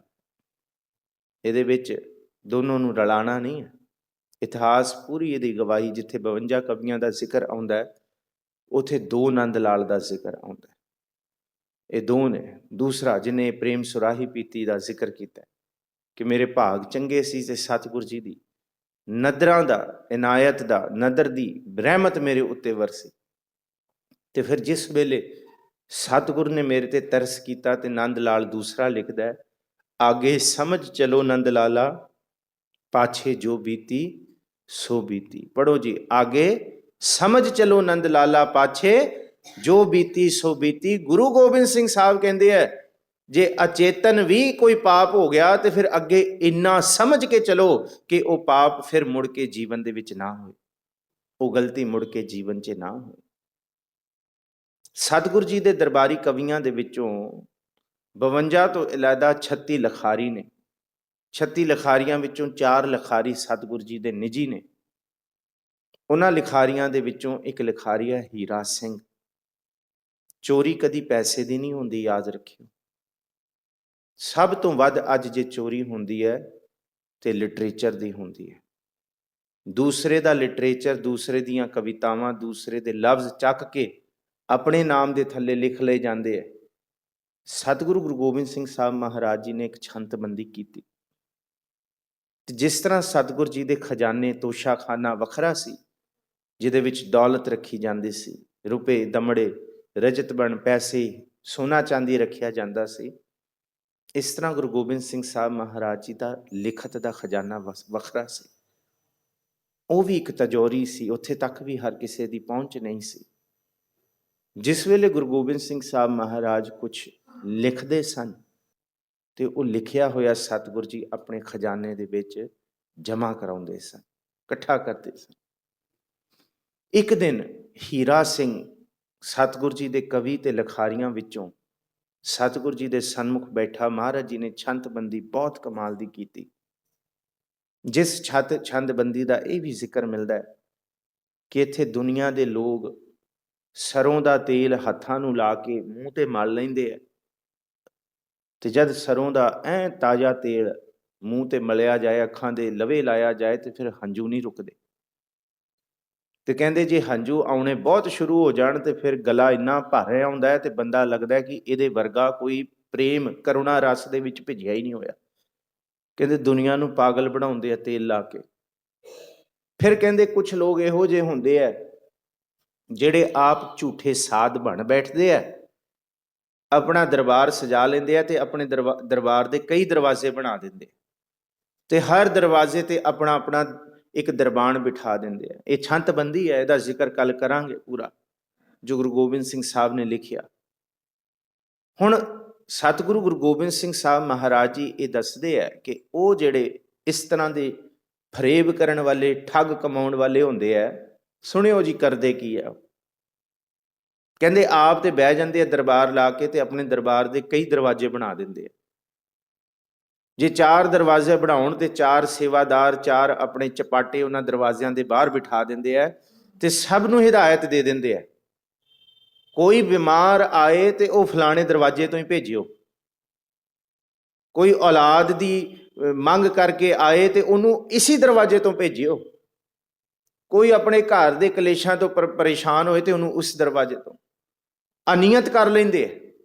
बाहर बैठे सेवादार परेशान बंदा आंदा, हाँ दस की तेरी परेशानी? वो कहता मैं बाबे नूं दसांगा। कहता बाबे नूं ऐ नहीं दसना, बाबा सब जानी जान है, तू इत्थे दस तैनूं परेशानी की है? वो कहता मैं बीमार हाँ। कहता वो दरवाजे तो चला जा। कोई अगला आंदा कहता की परेशानी है? अगले सेवादार ही पुछदा, बाहर बैठा होया चपाटा गुरु गोबिंद सिंह साहब कहते, कहता की परेशानी? सेवादार पुछदा, कहता औलाद चाहिए, कहते वो नहीं, कहते इस दरवाजे तो चला जाता। कोई कहता घर का कलेश, कहता कहता वो बंदा उस दरवाजे तो अंदर जाता ही, अंदर बैठा होया साध पहले ही पछाण लेंदा इस दरवाजे तो आया, इनू तन का रोग है। वो आउंदे ही कह दिंदा तन का रोग सारे पासे भज के आ गया, नहीं दूर होया ते आ हुण बह जा तेरा दूर करा। ते जेड़ा बंदा औलाद वाले दरवाजे तो आउंदा है, कहते बाबा ना नाम पुछदा ना कुछ जानदा ना कुछ, वो एवें दस दिंदा है, हाँ सारे पासे भटका आया नहीं मिलिया, आ हुण तैनूं औलाद दईए। अद्धे दुनिया के लोग इउं बोंदले पे ने। सतगुरु गुरु गोबिंद सिंह साहब कहते इन्हां चेले चपाटियां नूं बाहर बिठा के अपनी झूठी शोभा कराउणी ते दुनिया के लोगों की अखां दे विच इउं घट्टा पाउणा कि साडे वर्गा कोई ब्रह्म ज्ञानी नहीं है। महाराज गुरु गोबिंद सिंह साहब कहते इन्हां त्यों बहुत सुचेत रहे हो, जिथे आम बंदियां दीयां चलाकियां खत्म हो जांदियां ने ਉਸ ਤੋਂ ਬਾਅਦ ਧਰਮ ਦਾ ਚੋਲਾ, ਧਰਮ ਦਾ ਭੇਖ ਪਾਉਣ ਵਾਲੇ ਲੋਕੀ ਇੰਨੀਆਂ ਚਲਾਕੀਆਂ ਦੇ ਨਾਲ ਦੁਨੀਆ ਨੂੰ ਲੁੱਟਦੇ ਨੇ, ਰਹੋ ਰੱਬ ਦਾ ਨਾਂ, ਦੁਨੀਆ ਦੇ ਲੋਕ ਕੰਨਾਂ ਨੂੰ ਹੱਥ ਲਾਉਂਦੇ ਥੱਕ ਜਾਂਦੇ ਨੇ ਜਦ ਉਹਨਾਂ ਨੂੰ ਪਤਾ ਲੱਗਦਾ ਕਿ ਬਾਬਾ ਐਡਾ ਫਰੇਬੀ ਸੀ, ਐਡਾ ਗਿਰਿਆ ਹੋਇਆ ਸੀ। ਗੁਰੂ ਗੋਬਿੰਦ ਸਿੰਘ ਸਾਹਿਬ ਨੇ ਇਹ ਵੀ ਕਿਹਾ, ਕਹਿੰਦਾ ਜੇ 100 ਬੰਦਾ ਤਨ ਤੋਂ ਦੁਖੀ ਹੋ ਕੇ ਆਏ ਤੇ ਜਦ ਉਹ ਆਉਂਦੇ ਹੀ ਸੁਣ ਲੇ ਕਿ ਇਹਨੂੰ ਤੇ ਸਭ ਕੁਝ ਪਤਾ ਹੈ, ਮੈਂ ਤਨ ਦਾ ਦੁਖੀ ਆਇਆ, ਕਹਿੰਦੇ 100 ਵਿੱਚੋਂ 20 ਬੰਦਿਆਂ ਦਾ ਤੇ ਮਾਨਸਿਕ ਰੋਗ ਦੂਰ ਹੋਏਗਾ, ਘੱਟੋ ਘੱਟ ਉਹ ਠੀਕ ਤੇ ਹੋ ਜਾਣਗੇ, ਮਾਨਸਿਕ ਤੌਰ ਤੇ ਉਹਨੂੰ ਇੰਨੀ ਚੜ੍ਹਦੀ ਕਲਾ ਮਿਲੇਗੀ। ਮਹਾਰਾਜ ਗੁਰੂ ਗੋਬਿੰਦ ਸਿੰਘ ਸਾਹਿਬ ਨੇ ਜਿਸ ਵੇਲੇ ਇਸ ਪਦੇ ਦੀ ਛੰਦਬੰਦੀ ਕੀਤੀ, ਇਸ ਪਦੇ ਦੀ ਛੰਦਬੰਦੀ ਅੱਗੇ ਵੱਲ, ਪਰ ਬੜੇ ਖੁੱਲ੍ਹ ਦਿਲ ਨਾਲ ਸਮਝਿਓ, ਕਿਉਂਕਿ ਜੇ ਆਪਾਂ ਧੰਨ ਗੁਰੂ ਗੋਬਿੰਦ ਸਿੰਘ ਸਾਹਿਬ ਮਹਾਰਾਜ ਜੀ ਦੀ ਛੰਦਬੰਦੀ ਦੇਖੀਏ ਤੇ ਫਿਰ ਜਾਪ ਸਾਹਿਬ ਸਿਖਰ ਹੈ, ਤੇ ਗੁਰੂ ਕੇ ਸਿੱਖੋ ਜਾਪ ਸਾਹਿਬ ਜ਼ਰੂਰ ਕਰਿਆ ਕਰੋ, ਇਹ ਜ਼ਰੂਰ ਕਰਿਆ ਕਰੋ ਜਾਪ ਸਾਹਿਬ। ਕਿਉਂਕਿ ਮੈਨੂੰ ਇੰਨਾ ਪਤਾ ਹੈ, ਰਕਾਬਗੰਜ ਤੋਂ ਦਾਸ ਨੇ ਅੰਮ੍ਰਿਤ ਛਕਿਆ ਸੀ, ਧੰਨ ਗੁਰੂ ਗੋਬਿੰਦ ਸਿੰਘ ਸਾਹਿਬ ਮਹਾਰਾਜ ਜੀ ਦੇ 5 ਪਿਆਰਿਆਂ ਨੇ ਇਹ ਹੁਕਮ ਲਾਇਆ ਸੀ ਕਿ ਇਹ ਬਾਣੀਆਂ ਪੜ੍ਹਨੀਆਂ ਨੇ। ਮੈਨੂੰ ਕੁਝ ਨਹੀਂ ਪਤਾ, ਧੰਨ ਗੁਰੂ ਗੋਬਿੰਦ ਸਿੰਘ ਸਾਹਿਬ, ਮੈਨੂੰ ਕੋਈ ਵੱਡਾ ਵਿਦਵਾਨ ਦਾ ਪਿਓ ਵੀ ਆ ਜੇ ਕਿ ਉਹ ਕਹੇ ਇਹ ਬਾਣੀ ਨਹੀਂ ਪੜ੍ਹਨੀ, ਮੈਨੂੰ ਇਹ ਪਤਾ ਹੈ ਗੁਰੂ ਗ੍ਰੰਥ ਸਾਹਿਬ ਜੀ ਦੇ ਸਨਮੁਖ ਪੰਜਾਂ ਨੇ ਮੈਨੂੰ ਇਹ ਹੁਕਮ ਲਾਇਆ ਸੀ। ਕੱਲ ਨੂੰ ਮੈਂ ਮਰਦਾ ਵੀ ਹਾਂ ਤੇ ਗੁਰੂ ਗੋਬਿੰਦ ਸਿੰਘ ਸਾਹਿਬ ਮੈਂ ਇਹ ਕਵਾਂਗਾ ਕਿ ਮੈਂ ਤੁਹਾਡੇ ਪੰਜਾਂ ਦਾ ਹੁਕਮ ਕਮਾਇਆ, ਮੈਨੂੰ ਦੂਸਰੀ ਗੱਲ ਦਾ ਨਹੀਂ ਪਤਾ। ਮੈਨੂੰ ਜੇ 5 ਪਿਆਰਿਆਂ ਨੇ ਹੁਕਮ ਲਾਇਆ ਤੇ ਮੈਂ 5 ਪਿਆਰਿਆਂ ਦਾ ਹੁਕਮ ਕਮਾਇਆ, ਤੇ ਇਸ ਬਾਣੀ ਦੀ ਬੜੀ ਅਮੀਰੀ ਹੈ, ਬਹੁਤ ਅਮੀਰੀ ਹੈ, ਸੰਸਕ੍ਰਿਤ ਦੇ ਵਿੱਚੋਂ ਫਾਰਸੀ। ਔਰ ਯਾਦ ਰੱਖਿਓ, ਮੈਨੂੰ ਦਾਸ ਨੂੰ ਇਹ ਫਾਰਸੀ, ਇਹ ਸੰਸਕ੍ਰਿਤ, ਇਹ ਭਾਸ਼ਾਵਾਂ ਦਾ ਜਿਹੜਾ ਚੇਟਕ ਲੱਗੀ ਸੀ ਨਾ ਪੜ੍ਹਨ ਦੀ, ਇਹ 10ਵੀਂ 8ਵੀਂ 9ਵੀਂ 10ਵੀਂ 'ਚ ਦਾਸ ਜਾਪ ਸਾਹਿਬ ਕੰਠ ਕਰ ਰਿਹਾ ਸੀ। ਜਦ ਮੈਂ 9ਵੀਂ 10ਵੀਂ ਦੇ ਵਿੱਚ ਸੀ, ਪੜ੍ਹਾਈ ਦੇ ਵਿੱਚ ਬੜਾ ਢਿੱਲਾ ਸੀ, 10ਵੀਂ ਮੈਥੋਂ ਪਾਸ ਨਹੀਂ ਹੋਣੀ ਸੀ, ਬਾਣੀ ਵਾਲੇ ਪਾਸੇ ਮਨ ਬਹੁਤ ਸੀ। ਔਰ ਜਿਉਂ-ਜਿਉਂ ਜਾਪ ਸਾਹਿਬ ਪੜ੍ਹਾਂ ਤੇ ਮੇਰਾ ਮਨ ਇਹਨਾਂ ਅੱਖਰਾਂ ਦੇ ਵਿੱਚ ਅਟਕ ਗਿਆ ਕਿ ਇਹਨਾਂ ਅੱਖਰਾਂ ਦੇ ਅਰਥ ਕੀ ਹੋਣਗੇ। ਜੇ ਗੁਰੂ ਗੋਬਿੰਦ ਸਿੰਘ ਸਾਹਿਬ ਕਹਿੰਦੇ ਹੈ ਕਿ ਗਨੀਮੁਲ ਸ਼ਿਕਸਤੇ ਗਰੀਬੁਲ ਪਰਸਤੇ ਬਿਲੰਦੁਲ ਮਕਾਨੇ ਜ਼ਮੀਨੁਲ ਜ਼ਮਾਨੇ, ਜੇ ਫਾਰਸੀ ਦੀ ਗੱਲ ਕਰਦੇ ਆ, ਜੇ ਸੰਸਕ੍ਰਿਤ ਦੀ ਗੱਲ ਕਰਨ ਕਿ ਚਤਰ ਚੱਕਰਵਰਤੀ ਚਤਰ ਚੱਕਰ ਭੁਗਤੇ ਸਵੰਭਵ ਸੁਭੰਗ ਸਰਬਦਾ ਸਰਬ ਜੁਗਤੇ ਦੁਕਾਲੰਗ ਪ੍ਰਣਾਸੀ ਦਿਆਲੰਗ ਸਰੂਪੇ, ਉਸ ਵੇਲੇ ਤੇ ਕੋਈ ਸੰਥਿਆ ਕਰਾਉਣ ਵਾਲਾ ਵੀ ਨਹੀਂ ਸੀ, ਜਿਹੋ ਜਿਹਾ ਪੜ੍ਹ ਲਿਆ ਉਹ ਜਿਹਾ ਕੰਠ ਕਰ ਲਿਆ, ਤੇ ਬਾਅਦ 'ਚ ਜਾ ਕੇ ਪਤਾ ਲੱਗਿਆ। ਜਾਪ ਸਾਹਿਬ ਨੇ ਜਿੰਨੀ ਦਾਸ ਨੇ ਫਾਰਸੀ ਪੜ੍ਹੀ, ਜਿੰਨੀ ਉਰਦੂ ਦਾ ਗਿਆਨ ਲਿਆ, ਕੋਈ ਮਾਣ ਦੀ ਗੱਲ ਨਹੀਂ, ਇਹਦੇ ਵਿੱਚ ਕੋਈ ਅਹੰਕਾਰ ਨਹੀਂ, ਸੱਚੇ ਪਾਤਸ਼ਾਹ ਆਪ ਜਾਣਦਾ। ਭਾਵੇਂ ਦਾਸ ਨੇ ਪਰਸ਼ੀਅਨ ਦਾ ਐਡਵਾਂਸ ਡਿਪਲੋਮਾ ਕੀਤਾ ਯੂਨੀਵਰਸਿਟੀ ਦੇ ਵਿੱਚੋਂ, ਪਹਿਲਾਂ ਉਰਦੂ ਸਿੱਖੀ ਪੰਜਾਬੀ ਯੂਨੀਵਰਸਿਟੀ ਪਟਿਆਲਾ, ਉੱਥੇ ਵੀ ਸਾਡੇ ਜਿਹੜੇ ਉਰਦੂ ਦੇ ਪ੍ਰੋਫੈਸਰ ਸੀ, ਡਾਕਟਰ ਪ੍ਰੋਫੈਸਰ ਨਾਸਿਰ ਨਕਵੀ, ਉਹ ਗੁਰੂ ਗੋਬਿੰਦ ਸਿੰਘ ਸਾਹਿਬ ਜੀ ਦੀ ਬਾਣੀ ਸਾਨੂੰ ਪੜ੍ਹਾਉਂਦੇ ਸਨ। ਉਹਨਾਂ ਨੇ ਉਰਦੂ ਸਾਨੂੰ ਪੜ੍ਹਾਈ ਹੈ ਤੇ ਉਰਦੂ ਦੇ ਜ਼ਫਰਨਾਮੇ ਦੇ 12 ਸ਼ੇਰ ਪੜ੍ਹਾਏ ਹੈ। ਕਮਾਲੇ ਕਰਾਮਾਤ ਕਾਇਮ ਕਰੀਮ ਰਜ਼ਾ ਬਖਸ਼ਰਾ ਜ਼ਿਕਰ ਹਕੁਨ ਰਹੀਮ 2 ਸ਼ੇਰ ਪੜ੍ਹਦੇ ਸੀ ਤੇ ਨਾਸਿਰ ਨਕਵੀ ਦੀਆਂ ਅੱਖਾਂ ਵਿੱਚੋਂ ਪਾਣੀ, ਅੱਖਾਂ ਵਿੱਚੋਂ ਹੰਝੂ ਵਹਿ ਤੁਰਦੇ ਸੀ। ਕਹਿੰਦੇ ਮੈਥੋਂ ਪੜ੍ਹਿਆ ਨਹੀਂ ਜਾਂਦਾ, ਤੁਸੀਂ ਪੜ੍ਹੋ। ਕਹਿੰਦੇ ਇੰਨਾ ਕਮਾਲ। ਉਹਨਾਂ ਨੇ ਸਾਨੂੰ ਦੱਸਿਆ ਸੀ ਈਰਾਨ ਦੀ ਇਮਾਨ ਖੁਮੇਨੀ ਯੂਨੀਵਰਸਿਟੀ ਦੇ ਵਿੱਚ MA ਦਾ ਸਬਜੈਕਟ ਹੈ ਜ਼ਫਰਨਾਮਾ। ਫਰਦੌਸ ਦਾ ਸ਼ਾਹਨਾਮਾ ਵੀ ਕਹਿੰਦੇ ਗੁਰੂ ਗੋਬਿੰਦ ਸਿੰਘ ਸਾਹਿਬ ਦੀਆਂ ਲਿਖਤਾਂ ਅੱਗੇ ਫਿੱਕਾ ਹੈ। ਉਹ ਜਿਹਦੇ ਦਰਬਾਰ ਦੇ ਵਿੱਚ ਵੱਡੇ 52 ਕਵੀ ਬਹਿੰਦੇ ਸਨ, ਤੇ ਉਹ ਕਿਵੇਂ ਸਿਰਮੌਰ ਕਵੀ ਹੋਏਗਾ, ਕਿਸ ਤਰ੍ਹਾਂ ਦੀਆਂ ਲਿਖਤਾਂ ਲਿਖੇਗਾ, ਉਹਦਾ ਜ਼ਿਕਰ ਇਸ ਧਰਤੀ ਤੇ ਭਾਵੇਂ ਉਹ ਫਰਦੌਸ ਵਰਗਾ ਸ਼ਾਹਨਾਮਾ ਲਿਖਣ ਵਾਲਾ, ਭਾਵੇਂ ਗੁਲਸਤਾਂ ਬੁਲਸਤਾਂ ਦਾ ਲਿਖਾਰੀ ਸ਼ੇਖ ਸਾਦੀ ਹੈ, ਸਾਰੇ ਗੁਰੂ ਗੋਬਿੰਦ ਸਿੰਘ ਸਾਹਿਬ ਜੀ ਦੀ ਕਲਮ ਅੱਗੇ ਬੋਨੇ ਪੈ ਗਏ। ਕਿਉਂਕਿ ਗੁਰੂ ਗੋਬਿੰਦ ਸਿੰਘ ਸਾਹਿਬ ਦੀ ਕਲਮ ਦੇ ਵਿੱਚ ਰੂਹਾਨੀਅਤ ਹੈ, ਇਬਾਦਤ ਹੈ, ਉਹ ਜੋਤ ਹੈ ਜਿਹੜੀ ਆਪ ਨਾਰਾਇਣ ਕਲਾ ਧਾਰ ਹੈ। ਧੰਨ ਗੁਰੂ ਗੋਬਿੰਦ ਸਿੰਘ ਸਾਹਿਬ ਮਹਾਰਾਜ ਜੀ ਨੇ ਹੀਰਾ ਸਿੰਘ ਨੂੰ ਕਿਹਾ, ਆਹ ਜਿਹੜੀ ਸਾਡੀ ਛੰਦਬੰਦੀ ਹੈ ਇਹਨੂੰ ਖਜ਼ਾਨੇ ਵਿੱਚ ਜਮ੍ਹਾਂ ਕਰਾਇਓ। ਉਹ ਜਿਸ ਵੇਲੇ ਉਹਨੇ ਰਸਤੇ ਵਿੱਚ ਪੜ੍ਹੀ, ਉਹਦਾ ਮਨ ਬੇਈਮਾਨ ਹੋ ਗਿਆ, ਇੰਨੀ ਕਮਾਲ ਦੀ ਛੰਦਬੰਦੀ। ਕਹਿੰਦੇ ਜੇ ਮਰ ਕੇ ਵੀ ਜਿਉਂਦਾ ਹੋ ਜਾਏ ਹੀਰਾ ਸਿੰਘ ਤੇ ਇਹੋ ਜਿਹੀ ਛੰਦਬੰਦੀ ਨਹੀਂ ਕਰ ਸਕਦਾ। ਉਹਦੇ ਮਨ 'ਚ ਆਇਆ ਚੱਲ ਇਹਨੂੰ ਲਿਖ ਲੈਂਦੇ ਆ, ਤੇ ਮਹੀਨੇ 6 ਮਹੀਨੇ ਬਾਅਦ ਗੁਰੂ ਦੇ ਦਰਬਾਰ ਦੇ ਵਿੱਚ ਕੋਈ ਹੋਰ ਕਵਿਤਾ ਲਫ਼ਜ਼ ਜੋੜ ਕੇ ਬਣਾ ਦਾਂਗੇ, ਗੁਰੂ ਤੋਂ ਸ਼ਾਬਾਸ਼ ਲਵਾਂਗੇ, ਇਨਾਮ ਲਵਾਂਗੇ। ਗੁਰੂ ਨੂੰ ਕੀ ਪਤਾ ਲੱਗਣਾ। ਉਹਨੇ ਆਪਣਾ ਚੋਲਾ ਚੱਕਿਆ ਤੇ ਗੋਡੇ ਦੇ ਉੱਤੇ, ਪੱਟ ਦੇ ਉੱਤੇ ਸਾਰਾ ਲਿਖ ਲਿਆ। ਉਹ ਸਾਰਾ ਉਹਨੇ ਚੀਟ ਕਰ ਲਿਆ ਤੇ ਆਪਣੇ ਪੱਟ ਉੱਤੇ ਲਿਖ ਲਿਆ। ਤੇ ਉਹ ਰੱਖ ਆਇਆ, ਮਹਾਰਾਜ ਦੇ ਦਰਬਾਰ 'ਚ ਆਇਆ। ਦਰਬਾਰ 'ਚ ਆ ਕੇ ਬੈਠਾ ਹੀ ਹੈ, ਮਹਾਰਾਜ ਸਿੰਘਾਂ ਨੂੰ ਕਹਿੰਦੇ ਦਹੀਂ ਮੰਗਾਓ, ਸਰੋਂ ਦਾ ਤੇਲ ਮੰਗਾਓ ਤੇ ਗਰਮ ਪਾਣੀ ਮੰਗਵਾਓ। ਸਿੰਘ ਕਹਿੰਦੇ ਜੀ ਸਤ ਬਚਨ ਕਰਨਾ ਕੀ ਹੈ? ਕਹਿੰਦੇ ਹੀਰੇ ਸਿੰਘ ਨੂੰ ਮਲ ਮਲ ਕੇ ਨਵਾਓ। ਹੀਰਾ ਸਿੰਘ ਕਹਿੰਦਾ ਮਹਾਰਾਜ ਜੀ ਮੈਂ ਤੇ ਨਹਾ ਕੇ ਆਇਆ ਕੇਸੀ ਸਣੇ, ਸਵੇਰੇ ਠੰਡ ਬੜੀ ਹੈ, ਮੈਂ ਤੇ ਹੁਣ ਨੱਤ। ਮਹਾਰਾਜ ਕਹਿੰਦੇ ਨਹਾ ਕੇ ਤੂੰ ਆਇਆ ਪਰ ਤੂੰ ਹੁਣ ਦੁਬਾਰਾ ਨਹਾਣਾ। ਮਹਾਰਾਜ ਕਹਿੰਦਾ ਮਹਾਰਾਜ ਬਖਸ਼ੋ, ਕੀ ਗੱਲ ਹੋ ਗਈ? ਨਹਾਤਾ ਹੋਇਆ, ਬਿਲਕੁਲ ਸੁੱਚਾ ਆਇਆ ਤੁਹਾਡੇ ਦਰਬਾਰ 'ਚ। ਮਹਾਰਾਜ ਕਹਿੰਦੇ ਉਹ ਮੈਲ ਜਿਹੜੀ ਲੱਥਣੀ ਲੱਥ ਗਈ, ਜਿਹੜੀ ਮੈਲ ਹੁਣ ਚੜੀ ਹੈ ਉਹ ਮੈਲ ਆਣੀ ਹੈ। ਲੈ ਗਏ ਉਹਨੂੰ ਨਵਾ ਕੇ। ਉਹਨੂੰ ਇਹ ਨਹੀਂ ਪਤਾ ਕਿ ਜਿਹੜੀ ਸ਼ਾਹੀ ਉਹਦੇ ਪਿੰਡੇ ਤੇ ਲੱਗੀ ਹੈ ਮਹਾਰਾਜ ਜੀ ਨੇ ਉਹ ਦਵਾਣੀ ਹੈ। ਤੇ ਉੱਥੇ ਜ਼ਿਕਰ ਕੀਤਾ ਗੁਰੂ ਗੋਬਿੰਦ ਸਿੰਘ ਸਾਹਿਬ ਨੇ, ਖੜੇ ਪੈਰ ਜਿਹੜੀ ਕਵਿਤਾ ਰੱਖੀ। ਸਤਿਗੁਰੂ ਜੀ ਕਹਿੰਦੇ ਰੌਸ਼ਨ ਕੇ ਰੁਸ਼ਨਾਈ, ਦੋ ਨਾਮ ਇਤਿਹਾਸ ਵਿੱਚ ਮਿਲਦੇ ਆ, ਇੱਕ ਹੀਰਾ ਸਿੰਘ ਤੇ ਇੱਕ ਦੂਸਰਾ ਰੌਸ਼ਨ ਸਿੰਘ, ਵੀ ਉਹਦਾ ਨਾਮ ਸਭ ਤੋਂ ਜ਼ਿਆਦਾ ਮਸ਼ਹੂਰ ਹੋਇਆ। ਮਹਾਰਾਜ ਜੀ ਨੇ ਉਹਨੂੰ ਫਿਰ ਇਹ ਆਖਿਆ, ਕਹਿੰਦੇ ਨਾਮ ਤੇ ਤੇਰਾ ਰੌਸ਼ਨ ਹੈ, ਰੁਸ਼ਨਾਈ ਦਾ ਮਤਲਬ ਹੈ ਕਾਲਖ। ਰੁਸ਼ਨਾਈ ਕਹਿੰਦੇ ਸ਼ਾਹੀ ਨੂੰ ਫਾਰਸੀ ਦੇ ਵਿੱਚ। ਕਹਿੰਦੇ ਰੌਸ਼ਨ ਕੇ ਰੁਸ਼ਨਾਈ, ਚਾਨਣ ਕੇ ਸ਼ਾਹੀ। ਕਹਿੰਦੇ ਨਾਮ ਤੂੰ ਚਾਨਣ ਵਾਲਾ ਰੱਖੀ ਬੈਠਾ ਹੈ, ਪਰ ਇਸ ਚਾਨਣ ਦੇ ਵਿੱਚੋਂ ਚੋਰੀ ਕੀਤੀ ਸ਼ਾਹੀ ਤੋਂ ਆਪਣਾ ਜੀਵਨ ਕਿਉਂ ਕਾਲਾ ਕਰਨਾ? ਆਹ ਸਤਿਗੁਰੂ ਗੁਰੂ ਗੋਬਿੰਦ ਸਿੰਘ ਸਾਹਿਬ। ਪਰ ਜਿਸ ਵੇਲੇ ਉਹਨੂੰ ਨਵਾ ਕੇ ਲਿਆਏ, ਕਾਲਖ ਨਿਕਲੀ ਉਹਦੇ ਪਿੰਡੇ ਤੋਂ, ਤੇ ਆ ਕੇ ਗੁਰੂ ਗੋਬਿੰਦ ਸਿੰਘ ਸਾਹਿਬ ਦੇ ਚਰਨਾਂ ਤੇ ਢਹਿ ਪਿਆ। ਮਹਾਰਾਜ ਆਦਿ ਪੂਰਨ, ਮੱਧ ਪੂਰਨ, ਅੰਤ ਪੂਰਨ ਪਰਮੇਸ਼ਵਰ ਹੈ। ਮੱਧ ਵੀ ਤੁਸੀਂ ਜਾਣਦੇ ਹੋ ਤੇ ਮੇਰਾ ਅੰਤ ਵੀ ਸਵਾਰ ਲਿਆ, ਨਾ ਮੇਰਾ ਪਾਜ ਉਗੜਨ ਦਿੱਤਾ। ਤੁਸੀਂ ਚੁੱਪਚਾਪ ਮੇਰੇ ਮੈਲੇ ਕਰਮਾਂ ਨੂੰ ਵੀ ਧੋਤਾ ਤੇ ਸੱਚੀ ਦਰਗਾਹ ਦੇ ਵਿੱਚ ਵੀ ਮੈਨੂੰ ਬਚਾ ਲਿਆ ਮੇਰੇ ਕੁਕਰਮਾਂ ਤੋਂ। ਇਹ ਹੈ ਸਿਮਰੰਤ ਸੰਤ ਸਰਬੱਤਰ ਰਮਣੰ, ਨਾਨਕ ਅਗਨਾਸਨ। ਅਗ ਕਹਿੰਦੇ ਪਾਪ। ਜੇ ਕੋਈ ਪਾਪ ਧੋਣ ਵਾਲਾ ਹੈ ਤੇ ਉਹ ਸੱਚਾ ਗੁਰੂ ਹੈ, ਜਗਦੀਸ਼ਵਰ ਹੈ। ਤੇ ਸਤਿਗੁਰੂ ਜੀ ਦੀ ਇਸ ਬਾਣੀ ਦਾ ਸਿਰਫ ਮੈਂ 2 ਮਿੰਟ ਦੇ ਵਿੱਚ ਪੇਖਣ ਸੁਣਨ ਸੁਣਾਵਣੋਂ ਮਨ ਮਹਿ ਦ੍ਰਿੜੀਐ ਸਾਚ। ਗੁਰੂ ਨੂੰ ਸੁਣਨਾ, ਗੁਰੂ ਨੂੰ ਵੇਖਣਾ, ਗੁਰੂ ਨੂੰ ਬੋਲਣਾ, ਇਹ ਮਨ ਦੇ ਵਿੱਚ ਸੱਚਾ ਦ੍ਰਿੜ ਕਰਨਾ ਹੈ। ਪੂਰ ਰਹੋ ਸਰਬੱਤਰ ਮੈਂ, ਨਾਨਕ ਹਰ ਰੰਗ ਰਾਜ। ਜਿਹੜਾ ਸਰਬੱਤਰ ਦੇ ਵਿੱਚ ਰਚਿਆ ਹੋਇਆ ਇੱਕ ਕੱਲਾ ਗੁਰੂ ਹੀ ਹੈ, ਪਾਰਬ੍ਰਹਮ ਪਰਮੇਸ਼ਵਰ ਦੇ ਨਾਲ ਸਾਂਝ ਪਾਉਣ ਵਾਲਾ। ਪੌੜੀ ਹਰ ਏਕ ਨਿਰੰਜਨ ਗਾਈਐ, ਸਭ ਅੰਤਰ ਸੋਈ। ਗੁਰੂ ਗੋਬਿੰਦ ਸਿੰਘ ਸਾਹਿਬ ਮਹਾਰਾਜ ਜੀ ਨੇ ਇਹੀ ਦੱਸਿਆ, ਜਿਹੜਾ ਸਭ ਦੇ ਵਿੱਚ ਹੈ ਉਹਨੂੰ ਗਾਇਆ ਕਰੋ। ਕਰਨ ਕਾਰਨ ਸਮਰੱਥ ਪ੍ਰਭ, ਜੋ ਕਰੇ ਸੋ ਹੋਈ।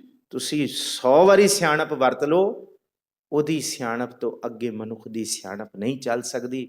ਜੋ ਅੰਤ ਉਹਨੇ ਕਰਨਾ ਉਹੀ ਅੰਤ ਵੇਲੇ ਹੋ ਕੇ ਰਹੇਗਾ, ਉਹੀ ਹੋਣਾ।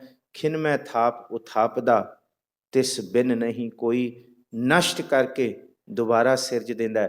ਸਾਡੇ ਪਾਪਾਂ ਨੂੰ ਖਤਮ ਕਰਕੇ ਸਾਨੂੰ ਸਰਦਾਰੀਆਂ ਬਖਸ਼ਣ ਵਾਲਾ ਵੀ ਉਹ ਹੈ, ਦਾਤਾਂ ਦੇਣ ਵਾਲਾ ਵੀ ਉਹ ਹੈ। ਖੰਡ ਬ੍ਰਹਮੰਡ ਪਾਤਾਲ ਦੀਪ ਰਵਿਆ ਸਭ ਲੋਈ, ਜਿਸ ਆਪ ਬੁਝਾਏ ਸੋ ਬੁਝ ਸੀ, ਨਿਰਮਲ ਜਨ ਸੋਈ। ਜਿਹਦੇ ਉੱਤੇ ਨਦਰੇ ਇਨਾਇਤ ਕਰਕੇ ਉਹਨੂੰ ਸੋਝੀ ਦਿੰਦਾ, ਉਹ ਫਿਰ ਮੈਲਾ ਨਹੀਂ ਰਹਿੰਦਾ। ਰੌਸ਼ਨ ਕੇ ਰੁਸ਼ਨਾਈ, ਚਾਨਣ ਕੇ ਸ਼ਾਈ। ਉਹਦੇ ਵਿੱਚ ਫਿਰ ਸ਼ਾਈ ਨਹੀਂ ਰਹਿੰਦੀ, ਉਹਦੇ ਵਿੱਚ ਫਿਰ ਰੌਸ਼ਨੀ ਚਾਨਣ ਰਹਿੰਦਾ। ਉਹ ਜਨ ਨਿਰਮਲ ਬਣਦਾ। ਭੁੱਲਾਂ ਚੁੱਕਾਂ ਦੀ ਖਿਮਾ। ਫਤਿਹ ਬੁਲਾਓ। ਵਾਹਿਗੁਰੂ ਜੀ ਕਾ ਖਾਲਸਾ, ਵਾਹਿਗੁਰੂ ਜੀ ਕੀ ਫਤਿਹ। ਰਾਮਕਲੀ ਮਹਿਲਾ ਤੀਜਾ। ਆਨੰਦ ਇੱਕ ਓੰਕਾਰ ਸਤਿਗੁਰ ਪ੍ਰਸਾਦ। ਆਨੰਦ ਭਇਆ ਮੇਰੀ ਮਾਈ, ਸਤਿਗੁਰੂ ਮੈਂ ਪਾਇਆ। ਸਤਿਗੁਰ ਤਾਂ ਪਾਇਆ ਸਹਿਜ ਸੇਤੀ, ਮਨ ਵਜੀਆਂ ਵਾਧਾਈਆਂ। ਰਾਗ ਰਤਨ ਪਰਵਾਰ ਭਰੀਆਂ, ਸ਼ਬਦ ਗਾਵਣ ਆਈਆਂ। ਸ਼ਬਦ ਉਹ ਤਾਂ ਗਾਵੋ ਹਰੀ ਕੇਰਾ, ਮਨ ਜਿਨੀ ਵਸਾਇਆ। ਕਹੈ ਨਾਨਕ ਆਨੰਦ ਹੋਆ, ਸਤਿਗੁਰੂ ਮੈਂ ਪਾਇਆ। ਇਹ ਮਨ ਮੇਰਿਆ ਤੂੰ ਸਦਾ ਰਹੋ ਹਰ ਨਾਲੇ, ਹਰ ਨਾਲ ਰਹੋ ਤੂੰ ਮਨ ਮੇਰੇ। ਦੁਖ ਸਭ ਵਿਸਾਰਣਾ, ਅੰਗੀਕਾਰ ਉਹ ਕਰੇ ਤੇਰਾ। ਕਾਰਜ ਸਭ ਸਵਾਰਨਾ, ਸਭਨਾ ਗੱਲਾਂ ਸਮਰੱਥ ਸੁਆਮੀ। ਸੋ ਕਿਉ ਮਨੋ ਵਿਸਾਰੇ, ਕਹੈ ਨਾਨਕ ਮਨ ਮੇਰੇ ਸਦਾ ਰਹੋ ਹਰ ਨਾਲੇ। ਸਾਚੇ ਸਾਹਿਬਾ ਕਿਆ ਨਾਹੀ ਕਰ ਤੇਰੈ, ਘਰ ਤਾਂ ਤੇਰੇ ਸਭ ਕਿਛ ਹੈ। ਜਿਸ ਦੇ ਸੋ ਪਾਵੇ ਸਦਾ ਸਿਫਤ ਸਲਾਹ ਤੇਰੀ, ਨਾਮ ਮਨ ਵਸਾਵੇ, ਨਾਮ ਜਿਨ ਕੈ ਮਨ ਵਸਿਆ, ਵਾਜੇ ਸ਼ਬਦ ਕਨੇਰੇ। ਕਹੇ ਨਾਨਕ ਸੱਚੇ ਸਾਹਿਬ ਕਿਆ ਨਾਹੀ, ਕਰ ਤੇਰੇ ਸਾਚਾ ਨਾਮ ਮੇਰਾ ਆਧਾਰੁ। ਸਾਚ ਨਾਮ ਆਧਾਰ ਮੇਰਾ, ਜਿਨ ਭੁੱਖਾਂ ਸਭ ਗਵਾਈਆਂ। ਕਰ ਸ਼ਾਂਤ ਸੁਖ ਮਨ ਆਏ ਵਸਿਆ, ਜਿਨ ਇੱਛਾ ਸਭ ਪੁਜਾਈਆਂ। ਸਦਾ ਕੁਰਬਾਨ ਕੀਤਾ ਗੁਰੂ ਵਿਟੋਂ, ਜਿਸ ਦੀਆਂ ਇਹ ਵਡਿਆਈਆਂ। ਕਹੇ ਨਾਨਕ ਸੁਣੋ ਸੰਤੋ, ਸ਼ਬਦ ਰੋ ਪਿਆਰੋ। ਸਾਚਾ ਨਾਮ ਮੇਰਾ ਆਧਾਰੋ, ਵਾਜੇ ਪੰਚ ਸ਼ਬਦ। ਤਿਦ ਘਰ ਸੁਭਾਗੈ, ਘਰ ਸੁਭਾਗੈ ਸ਼ਬਦ ਵਾਜੇ। ਕਲਾ ਜਿਤ ਕਰ ਧਾਰੀਆ, ਪੰਚ ਦੂਤ ਤੁਧ ਵਸ ਕੀਤੇ। ਕਾਲ ਕੰਟਕ ਮਾਰਿਆ, ਧੁਰ ਕਰਮ ਪਾਇਆ ਤੁਧ ਜਿਨ ਕਉ। ਸੇ ਨਾਮ ਹਰਿ ਕੈ ਲਾਗੇ, ਕਹੈ ਨਾਨਕ ਤਾਂ ਸੁਖ ਹੋਆ। ਤਿਤ ਘਰ ਅਨਹਦ ਵਾਜੇ, ਅਨੰਦ ਸਰੋ ਵਡਭਾਗੀ। ਹੋ ਸਗਲ ਮਨੋਰਥ ਪੂਰੇ, ਪਾਰ ਬ੍ਰਹਮ ਪੁਰ ਪਾਇਆ ਉਤਰੇ। ਸਗਲ ਵਿਸੂਰੇ, ਦੁਖ ਰੋਗ ਸੰਤਾਪ ਉਤਰੇ। ਸੁਣੀ ਸੱਚੀ ਬਾਣੀ, ਸੰਤ ਸਾਜਨ ਭੈ ਸਰਸੇ ਪੂਰੇ। ਗੁਰ ਤੇ ਜਾਣੀ, ਸੁਣਤੇ ਪੁਨੀਤ, ਕਹਤੇ ਪਵਿੱਤ। ਸਤਿਗੁਰੂ ਰਹਿਆ ਭਰਪੂਰੇ, ਬਿਨਵੰਤ ਨਾਨਕ ਗੁਰੂ ਚਰਨ ਲਾਗੇ। ਵਾਜੇ ਅਨਹਦ ਤੂਰੇ। ਸ਼ਲੋਕ ਪਵਨ ਗੁਰੂ ਪਾਣੀ, ਪਿਤਾ ਮਾਤਾ ਧਰਤ ਮਹਤ। ਦਿਵਸ ਰਾਤ ਦੋਇ ਦਾਈ ਦਾਇਆ, ਖੇਲੇ ਸਗਲ ਜਗਤ। ਚੰਗਿਆਈਆਂ ਬੁਰਿਆਈਆਂ, ਵਾਚੈ ਧਰਮ ਦੂਰ। ਕਰਮੀ ਆਪੋ ਆਪਣੀ, ਕੀ ਨੇੜੇ ਕੀ ਦੂਰ। ਜਿਨੀ ਨਾਮ ਤੇ ਆਇਆ, ਗਏ ਮਸ਼ਕਤ ਕਾਲ। ਨਾਨਕ ਤੇ ਮੁਖ ਉਜਲੇ, ਕੀਤੀ ਛੁੱਟੀ ਨਾਲ। ਵਾਹਿਗੁਰੂ ਜੀ ਕਾ ਖਾਲਸਾ, ਵਾਹਿਗੁਰੂ ਜੀ ਕੀ ਫਤਿਹ। ਤੂੰ ਠਾਕੁਰ ਤੁਮ ਪਹਿ ਅਰਦਾਸ ਜੀਓ।